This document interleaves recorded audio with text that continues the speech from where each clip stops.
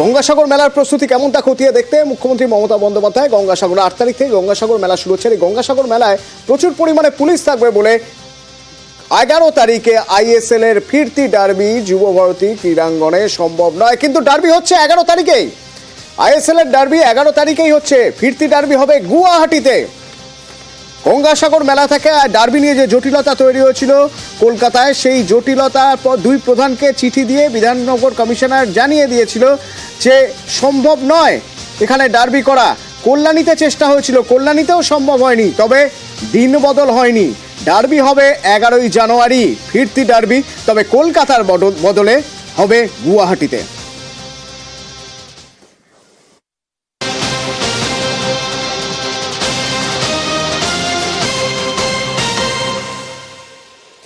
গঙ্গাসাগরে মুখ্যমন্ত্রী মমতা বন্দ্যোপাধ্যায় মেলা যেমন শুরু হওয়ার আগে ঠিক কি পরিস্থিতিতে রয়েছে সবকিছু খতিয়ে দেখছেন। তার পাশাপাশি তিনি গিয়েছেন যে 95 জন মৎস্যজীবী বাংলাদেশ থেকে ফিরে এসেছেন তাদের সঙ্গে দেখা করতে, তাদের সঙ্গে সাক্ষাৎ করলেন, কথা বললেন, বলে জানালেন যে কয়েকজন একটু খুঁড়িয়ে হাঁটছিল, তাদের জিজ্ঞেস করতে মুখ্যমন্ত্রী জানতে পারলেন যে তাদের মারধর করা হয়েছে বাংলাদেশে।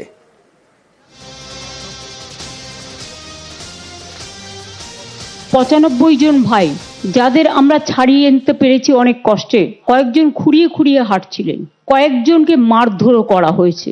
তাদের নিয়ে গিয়ে হাত দুটো দড়ি দিয়ে বেঁধে রাখা হয়েছিল এবং তাদের মোটা লাঠি দিয়ে মারা হয়েছে। ফলে কয়েকজনের শারীরিক যে কোমর থেকে পা পর্যন্ত চোট, জামা কাপড় পরে আছে বলে বোঝা যাচ্ছে না, তারা কাঁদছিল বলে জিজ্ঞেস করছিলাম, বুঝতে পেরেছিলাম। ডিএমকে এবং মন্টুকে যে ওদের ভালো করে চিকিৎসা করার ব্যবস্থা করে দেবে। বিশ্বজিৎ আছে সরাসরি আমার সঙ্গে, একবার কথা বলি। বিশ্বজিৎ, একদিক থেকে খুশির খবর এই পরিবারের জন্য, 95টি পরিবার, তাদের মধ্যে একটা খুশির হাওয়া যে আজ ঘরের মানুষ ঘরে ফিরেছেন, কিন্তু পাশাপাশি কোথাও একটা খারাপ লাগাও রয়েছে যে ভুল একটা হয়েছে, সেই ভুলের মাসুল এভাবে দিতে হবে। বাংলাদেশে গিয়ে মার খেয়ে তারপরে ফিরতে হচ্ছে, জেলে সেখানে অত্যাচার করা হচ্ছে তাদের উপর।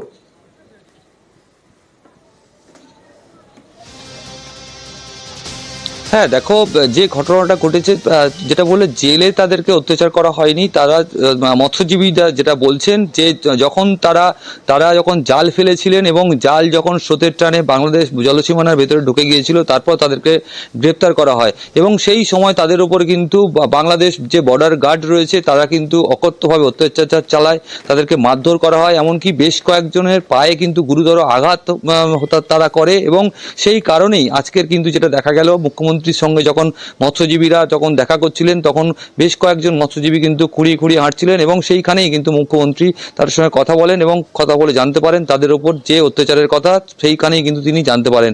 স্বাভাবিকভাবে তিনি একটা ক্ষোভ প্রকাশ করেন যে এই বিষয়টা নিয়ে, যেটা ঘটনাটা ঘটেছে গত 2 মাস আগে। এই সমস্ত মৎস্যজীবী কাকদ্বীপ এলাকার যে মৎস্যজীবী 6টি ট্রলার এবং 95 জন মৎস্যজীবী কিন্তু বাংলাদেশ জলসীমানায় ঢুকে পড়ার পর তাদেরকে কিন্তু বাংলাদেশ বর্ডার গার্ড গ্রেপ্তার করে এবং তারপর চলে যে দীর্ঘ টালবাহানা। তারপর যেটা দেখা গেল গত 2 দিন আগে তাদেরকে বাংলাদেশ জেল থেকে ছাড়া হয় এবং গতকাল সারাদিন ভোর চলে কিন্তু এই দু দেশের মধ্যে, বাংলাদেশ ভারত জলসীমান্তের মাঝখানে 2 দেশের উপকূলরক্ষী বাহিনীর তরফে তাদেরকে হস্তান্তর প্রক্রিয়া চলে। এবং হস্তান্তরের বিষয়ে অবশ্যই একটা বিষয় মাথা রাখতে হবে যে আমাদের এখানকার যেমন 95 জন মৎস্যজীবী ওদিকে চলে গেছিলেন, বাংলাদেশেরও 90 জন মৎস্যজীবী এদিকে চলে এসেছেন।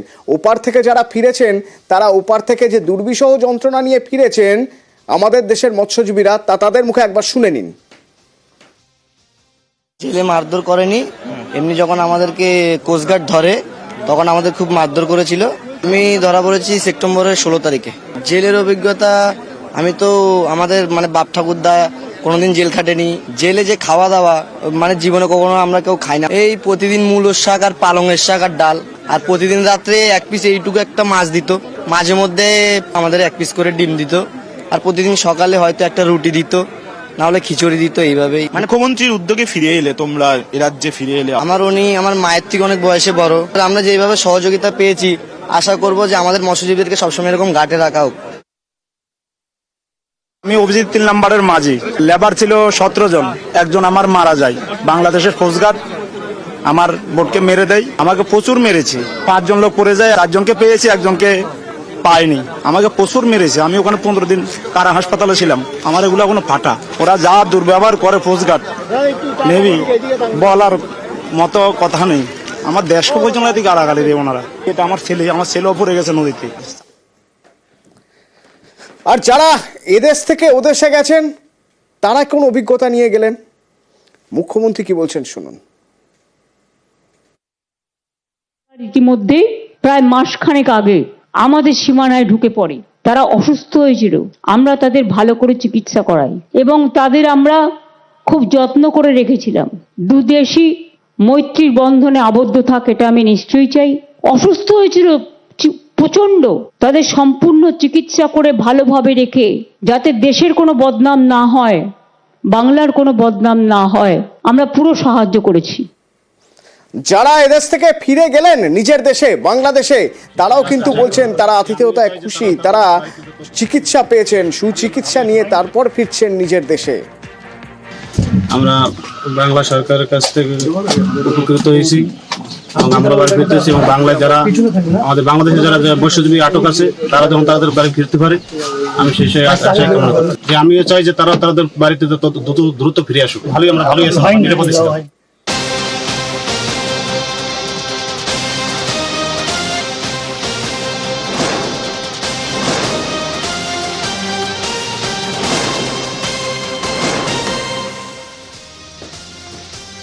তাহলে কি এবার শুধু সময়ের অপেক্ষা?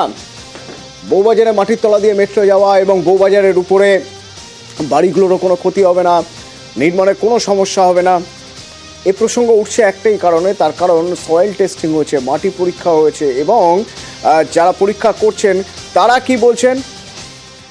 যারা পরীক্ষা করেছেন বউবাজারে মেট্রোর কাজ শেষের পথে, বলছেন কাজ প্রায় শেষ হয়ে গেছে, এবার মাটি পরীক্ষা হবে, মাটির চরিত্র পরীক্ষা হবে।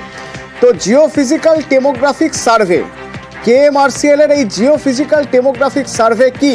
দুর্গা পিতুরি লেন আর শ্যাকরাপাড়ার এই সমীক্ষা জানবো। আমার সঙ্গে আবির রয়েছে। আমি একটু জানতে চাই, বলছে উপরে বাড়ি তৈরিতে আর কোনো সমস্যা হবে না, তো সেটার পরীক্ষা কিভাবে হচ্ছে? প্রথমত হচ্ছে বউবাজার এমন একটি জায়গা যেখানে বারবার করে কাজ করতে সমস্যা হয়েছিল হচ্ছে লুকানো জলস্তর বা অ্যাকুইফারের কারণে। এবং 2019 থেকে 2024 প্রায় দীর্ঘ 5.5 বছরেরও বেশি সময় লেগে যায় বউবাজারকে যথাযথভাবে স্থায়ী করতে এবং সেখানে সুড়ঙ্গ তৈরির কাজ শেষ করার জন্য। তো সুড়ঙ্গ তৈরির কাজ তো বউবাজারে শেষ করতে তারা পেরেছেন। এবার হচ্ছে দুর্গা পিতুরি লেন যে এপিসেন্টার, যেখানে একের পর এক বাড়ি ভেঙে পড়েছিল, অন্যদিকে শ্যাকরাপাড়া লেন, এছাড়া হচ্ছে ফুলবাগান লেন, মদন ঘোষ লেন যেগুলি রয়েছে সেগুলোতে একাধিক বাড়ি ক্ষতিগ্রস্ত হয়। এবার হচ্ছে যে নতুন যে বাড়িগুলি তৈরি করা হবে এবং যখন কোনো ট্রেন চলাচল করে তখন তার একটা স্বাভাবিক কম্পন হয়, একটা ঝাঁকুনি দুলুনি হয়, যাকে বলা হয় হরাইজন্টাল লার্চিং, যার জেরে একটা কম্পন তৈরি হতে পারে। তো আগামী দিনে এর ফলে যে পুরনো বাড়ি এবং নতুন বাড়ি যেগুলো তৈরি হবে যাতে কোনো সমস্যা তৈরি না হয়, এই অ্যাকুইফার যাতে কোনো সমস্যা তৈরি করতে না পারে সেটা তারা দেখে নিতে চাইছেন। বউবাজারের কাজ করতে গিয়ে বহু সময় দেখতে পাওয়া গিয়েছে যে মাটিগুলিকে স্থায়ী ঘনত্ব বৃদ্ধি করার জন্য, শক্ত করার জন্য যে সেখানে রাসায়নিক পাঠানো হয়েছে, সেটা কতটা কাজ করেছে, লুকোনো জলস্তরকে কতটা তারা শুধু আড়াল করতে পেরেছে, এই বিষয়গুলোকে দেখার জন্য হচ্ছে জিওফিজিক্যাল ডেমোগ্রাফিক সার্ভে। এটা খানিকটা হচ্ছে ইসিজি মেশিনের মতো দেখতে। মাটির উপরে এই মেশিন এবং তার সেখান থেকে অনেকগুলি তার বা কেবল সম্প্রসারিত করা হয়, সেগুলোকে দিয়ে মাটির নিচে শব্দ পাঠানো হয় এবং সেই শব্দ যে ফেরত আসা তার ভিত্তির উপর নির্ভর করে ডেটা কালেক্ট করা হয় এবং প্রায় 3 কেজি একটি হ্যামার দিয়ে আঘাত করে এই গোটা প্রক্রিয়াটা চালানো হয়। এবং দিনের বেলা কোনোভাবেই কাজ করতে পারা যাবে না, রাতের বেলা কাজ করা হয় এবং এই কাজ করার সময় যে এলাকায় কাজ করা হবে সেখানে যেন কোনো ধরনের গাড়ি চলাচল না করে, যাতে অন্য কোনো জায়গায় শব্দ না হয়, মানে বিকট শব্দ বা মানে ভয়ঙ্কর তীব্রতার কোনো শব্দ যাতে না হয় সেগুলোকে মাথায় রেখে কাজ করতে হয়। তো বউবাজারে সেই কাজই শুরু করা হয়েছে। সুড়ঙ্গে তো নির্মাণের কাজ শেষ হয়ে গিয়েছে, এখন এই মাটির চরিত্র রিপোর্ট এসে যাবার পরই বাড়ি তৈরির কাজে দ্রুততার সাথে হাত লাগাতে চায় হচ্ছে মেট্রো কর্তৃপক্ষ। এবং দেশের মধ্যে কলকাতা শহরই অন্যতম যেখানে কার্যত এই ধরনের পরীক্ষা করে মাটির চরিত্র বুঝে আগামী দিনে কাজ করবে হচ্ছে মেট্রো রেল কর্তৃপক্ষ। ধন্যবাদ।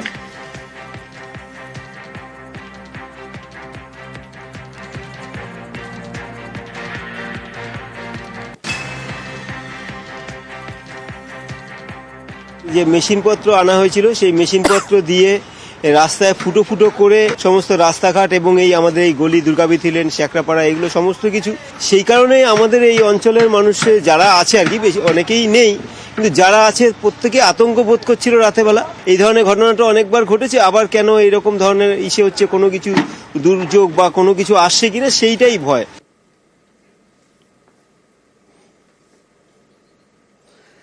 এবং স্ট্রাকচারাল ইঞ্জিনিয়ার এ প্রসঙ্গে কি বলছেন, আমরা বিশ্বজিৎ সোমের সঙ্গে যোগাযোগ করেছিলাম মেট্রো জিও সার্ভে নিয়ে, তিনি কি বলছেন একবার শুনুন। যেহেতু এখানে কিছু ঘটনা ঘটেছে এবং বাড়ির ক্ষতিও হয়েছে যখন কাজটা হচ্ছিল, আজকের ব্যাপারটা অনেকটাই কন্ট্রোল কন্ডিশনে আসে। তার ফলে এই মাটির চরিত্র বুঝে নিয়ে মানে মেট্রো চালু করার আগে এটা খুবই পজিটিভ কাজ বলে মনে হচ্ছে। ওপরের যে বাড়িগুলো, সেই বাড়িগুলো কিন্তু যেহেতু ভঙ্গুর প্রকৃতির বাড়ি, অর্থাৎ বাড়ির ফাউন্ডেশন এখানকার অন্যান্য আজকাল মডার্ন বিল্ডিং এর ফাউন্ডেশন যেহেতু নয়, এই ভঙ্গুর চরিত্রটাকে মাথায় রেখে যেন কাজটা করা হয়। নিশ্চয়ই রেল থেকে কিছু বলা থাকবে যে কোন জায়গাগুলোতে কোনো অসুবিধা নেই, মানে কোন জায়গাগুলো ফাইল করলে যে টানেলটা আছে নতুন হলো, সেই টানেলটা যেন ইনজিওর না হয় কখন, সেই জায়গাগুলো দেখানো থাকলে সেখানে যদি নতুন বিল্ডিং হয় আমার মনে হচ্ছে না এতে কোনো প্রবলেম হবে। প্রবলেম পুরোনো বিল্ডিং গুলো নিয়ে হতে পারে, সেটার ব্যাপারে একটু সজাগ থাকা দরকার।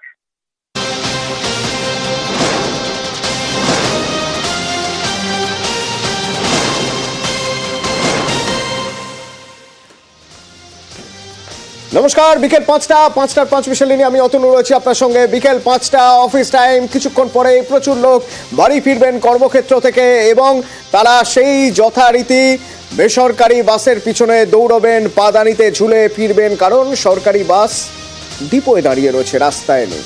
তো আজ থেকে পরিবহন দপ্তর বলেছিল যে বাড়তি বাস নামানো হবে, রাস্তায় বাড়তি বাস নামানো হবে, 50%-এরও বেশি বাস নামানো হবে বলা হয়েছিল। বাস্তবে কটা বাস নামলো সরকারি বাস? রোজ যা নামতো তাই, তার চেয়ে বেশি? আমরা বাস্তব ছবিটা তুলে ধরার চেষ্টা করি। সকাল থেকে আমরা শহরের বিভিন্ন জায়গায় ঘুরে বেরিয়েছি, দেখেছি সরকারি বাস কটা, বেসরকারি বাস কটা। শিয়ালদা, প্রথমে শিয়ালদার ছবি দেখাই আপনাদের, দেখুন দেখি সরকারি বাস কটা দেখতে পাচ্ছেন। বিকেল 4টে, সরকারি বাস নেই, সব পর বেসরকারি বাস। আমার সঙ্গে সুদীপ্ত রয়েছেন, সরাসরি সুদীপ্তর সঙ্গে একবার কথা বলবো। সুদীপ্ত, শিয়ালদা স্টেশন চত্বর সকাল থেকে এমন একটা সময় থাকে না যে সময় রাস্তা ফাঁকা, টানা বাস যাচ্ছে, কারণ প্রচুর মানুষ এই শিয়ালদা স্টেশনে নেমে কলকাতার বিভিন্ন জায়গায় ছড়িয়ে পড়েন। সরকারি বাস কটা চোখে পড়লো?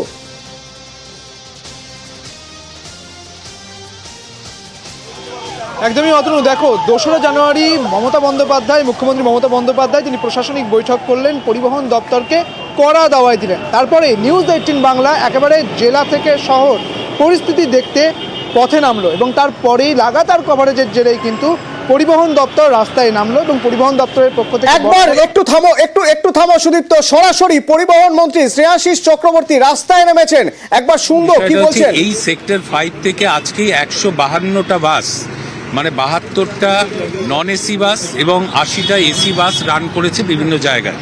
আমরা যাত্রীদের থেকে বোঝার চেষ্টা করছি যে বাসের সংখ্যা বা ট্রিপের সংখ্যা বাড়ানো দরকার কিনা, এবং যেখানে যেখানে আমরা দেখব বাসের সংখ্যা বাড়ানো দরকার, আমরা সেখানে মুখ্যমন্ত্রীর নির্দেশ অনুসারে আমরা সেখানে বাসের ফ্রিকোয়েন্সি বাড়াবো। আমরা ইতিমধ্যেই বেশ কিছু বাসের ফ্রিকোয়েন্সি বাড়িয়েছি। বাস পরিষেবাকে মসৃণ করার জন্যই মুখ্যমন্ত্রী উদ্বিগ্ন এবং রিভিউ মিটিংয়ে আপনারা জানেন যে তিনি উদ্বিগ্ন হয়েই বলেছেন যে তিনি অনেক জায়গায় বাস স্ট্যান্ডে যাত্রীদের দাঁড়িয়ে থাকতে দেখেছেন এবং ওনার নির্দেশ অনুসারে আমরা এগুলোকে সার্ভে নিয়মিত করছি এবং আজকেও করছি, আগামী দিনেও আমরা নিয়মিত এটা খেয়াল রাখবো।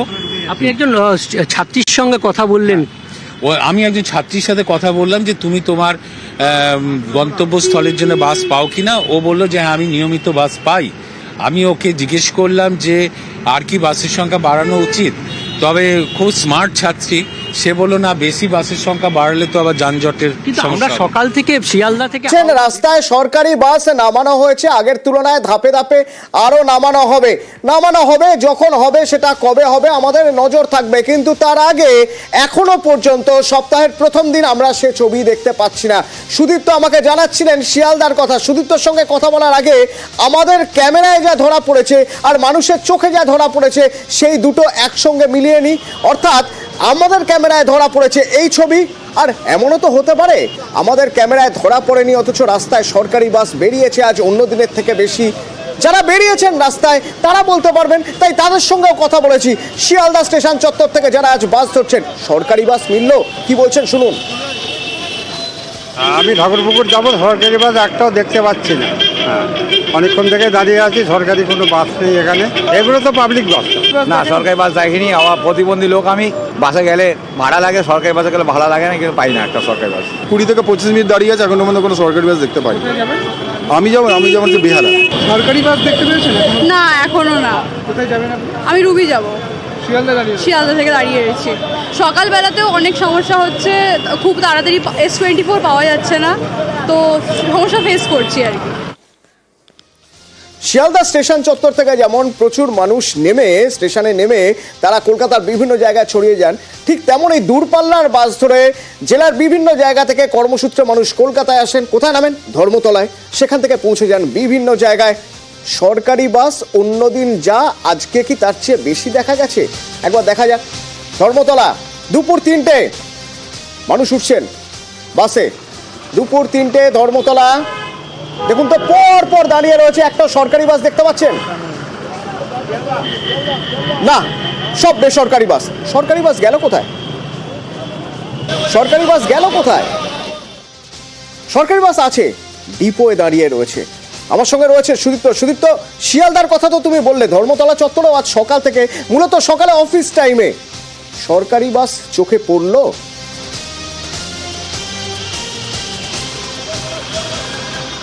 একদমই ঠিক অতনু, যে তুমি যেমনটা বলছিলে, যে যেমন মন্ত্রী বলছেন যে আরও অনেক বাস নামানো হবে, যখন নামানো হবে সে খবর আমরা দেখাবো নিশ্চয়। কিন্তু যেটা এখন দেখা গেল, যেটা পরিবহন দপ্তর থেকে বলা হলো, যে 550টি বাস থেকে যে 3300টি ট্রিপ ছিল, সেখান থেকে বাসের সংখ্যা বাড়িয়ে তা করা হবে 4198টি ট্রিপ। কিন্তু তার কি কোনো নমুনা পাওয়া গেল? যখন আমি পথে নামলাম, যখন নিউজ 18 বাংলা কভার করলো, ধর্মতলায় দেখলাম, শিয়ালদাতে দেখলাম, তখন কিন্তু একটিও চোখে পড়লো না সরকারি বাস। এটা আমরা বলছি না, এটা বলছেন যারা নিত্যযাত্রী রয়েছেন তারা বলছেন যে একটিও কিন্তু সরকারি বাস চোখে পড়ছে না। তাহলে এখানেই কিন্তু প্রশ্ন অতনু, যে পর্যাপ্ত পরিমাণে বাস কি তাহলে নামানো হলো? যেমনটা মুখ্যমন্ত্রী মমতা বন্দ্যোপাধ্যায় বলেছিলেন, বাসের যে পরিষেবা তা বাড়ানোর জন্যে তা কি করা হয়েছে, নাকি শুধুমাত্রই মুখ্যমন্ত্রীর থেকে রক্ষা পেতে এমনটা করা হলো, বলা হলো যে এই পরিমাণ বাস বাড়ানো হবে, কিন্তু আদতে যাত্রী ভোগান্তির কথা মাথায় রাখা হলো না? অর্থাৎ আরো একটা সপ্তাহ শুরু হলো। সুদীপ্ত, তোমার কথা সূত্র ধরেই বলি, আরো একটা সপ্তাহ শুরু হলো অন্তত এই শহর কলকাতায় বাস ভোগান্তি দিয়ে। আমাদের ক্যামেরায় ধরা পড়লো কিছু ছবি, আর কিছু কথা শোনা যাক তাদের মুখে, যারা ধর্মতলা থেকে বাস ধরে বিভিন্ন জায়গায় যেতে চেয়েছেন, সরকারি বাসের জন্য অপেক্ষা করে থেকেছেন, পেয়েছেন। শুনুন। সরকারি বাস দেখতে পেলেন? না, পাইনি। যেটা জানা যাচ্ছে যে গতকাল থেকেই সরকারি বাস কিন্তু নামানো হয়েছে অনেক বেশি, পেয়েছেন? না, আমি পাইনি। একটা বাস ওই সাইড দিয়ে গেল, ভাঙাচোরা বাস, এই সাইড দিয়েই তো কোনো সরকারি বাস আমি দেখিনি। রাস্তায় তো সরকারি বাস তো নেই তেমন, এই সময় নেই। সরকারের পক্ষ থেকে বলা হয়েছে যে অনেক বেশি বাস নামানো হয়েছে। আমি সরকারি বাস তো, এগুলো তো প্রাইভেট বাস। সরকারি বাস দেখতে পাচ্ছেন? কম, খুবই কম, একটা দুটো চলছে। বলা হচ্ছে যে অনেক বেশি বাস নামানো হয়েছে। না, অনেক বেশি তেমন দেখছি না, আগের থেকে দেখছি যে অনেক কমই চলছে।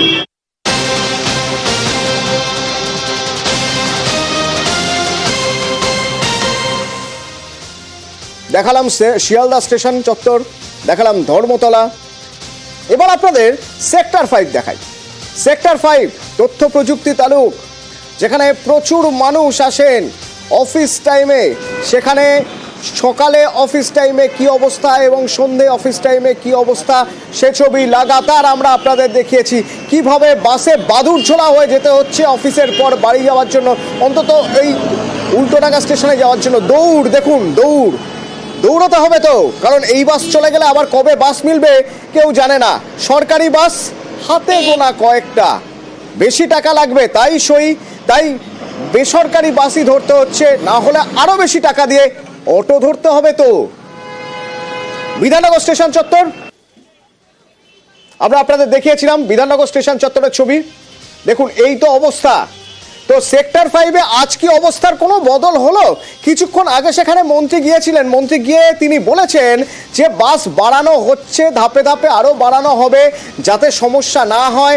যে সমস্যার পাঁকে পড়ে রয়েছেন মানুষ, রোজ অফিস যাওয়ার সময় ভাবছেন যে আজ কিভাবে যাবেন, ফেরার সময় ভাবছেন যে অফিস থেকে বেরিয়ে কিভাবে ফিরবেন, সময় মতো ফিরবেন কি করে। যদি সেক্টর 5 থেকে একটা বাস মিস করেন তো 4টে ট্রেন মিস হয়ে যেতে পারে উল্টোডাঙ্গা বা শিয়ালদা থেকে। বিশ্বজিৎ রয়েছেন আমার সঙ্গে, বিশ্বজিতের সঙ্গে কথা বলার আগে মানুষের কথা শুনবো। সেক্টর 5 থেকে বাড়ি যাওয়ার পথে তারা কি বলছেন। সরকারি বাস আজকে কি অন্যান্য দিনের তুলনায় বেড়েছে? না, বেড়েছে না, যেরকম চলছে সেইভাবেই। না, বাড়া সেরকম ব্যাপার নেই, যেরকম নর্মাল থাকে সেরকমই আছে। সরকারি বাস না, খুব সীমিত, বেসরকারিও খুব সীমিত। এবং যেভাবে লড়াই করি আমরা, ঝুলে ঝুলে মানে জীবনটাকে বাজি রেখে যাতায়াত করতে হয়। জীবন বাজি রেখে অফিস যাওয়া আসা, অথচ আজ থেকে নাকি বেশি সরকারি বাস রাস্তায় নামার কথা, অন্তত 50% বেশি তো বটেই। কিছুক্ষণ আগে মন্ত্রীও বললেন যে বাস, সরকারি বাস আরো বেশি করে রাস্তায় নামানোর উদ্যোগ নিচ্ছে পরিবহন দপ্তর। বিশ্বজিৎ, তুমি তো ছিলে সেখানে যখন মন্ত্রী এই কথাগুলো বলছিলেন, তো তুমি তো তার আগে সেক্টর 5 দেখে এসেছো, পুরো সেক্টর 5-এর কি অবস্থা কদিন ধরেই দেখছো, কি মনে হলো আজ কি পরিস্থিতি একটু বদল হয়েছে, বাস একটু বেশি রয়েছে অন্তত মন্ত্রীর কথা মতো? বিশ্বজিৎ, আমরা মন্ত্রী সাহেবের সঙ্গে সে কথাই বলছি, এখনকার সেক্টর থেকে আমাদের সরকারি বাস 172টা বিভিন্ন জায়গায় রান করে পার ডে, তার মধ্যে 72টা নন এসি বাস আছে এবং 80টা আছে এসি।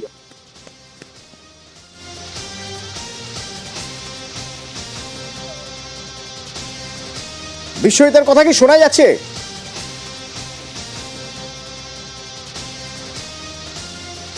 না, বিশ্বজিতের সঙ্গে যোগাযোগ করা যাচ্ছে না।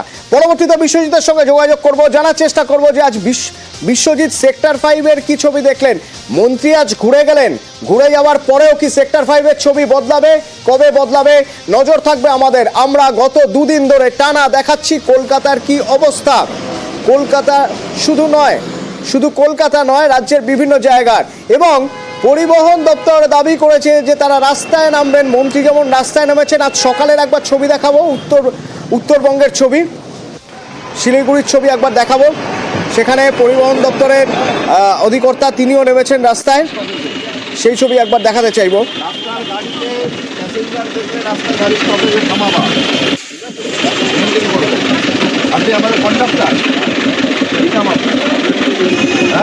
এনবিএসটিসির চেয়ারম্যান পার্থপ্রতিম রায় আজ সকালে কোচবিহার ডিপোয় যান।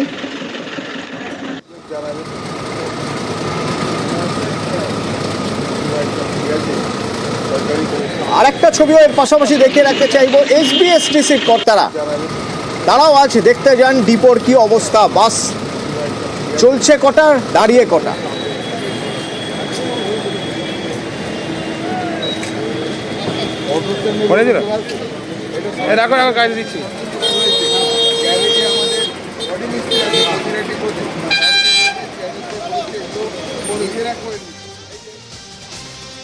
বাস পাওয়া যাচ্ছে কিন্তু বেসরকারি বাস, সরকারি বাস সংখ্যায় কম।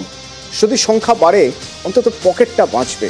রোজ এইভাবে বাদুর ছোলা করে বাসের পিছনে দৌড়াতে দৌড়াতে তারপরে বাসে ধরে ঝুলতে ঝুলতে অফিস যেতে হবে না, ফিরতে হবে না। পরিস্থিতি বদলাবে কবে, নজর থাকবে আমাদের। শহরের আরো কিছু গুরুত্বপূর্ণ খবর থাকবে বিরতির পর, সঙ্গে থাকুন।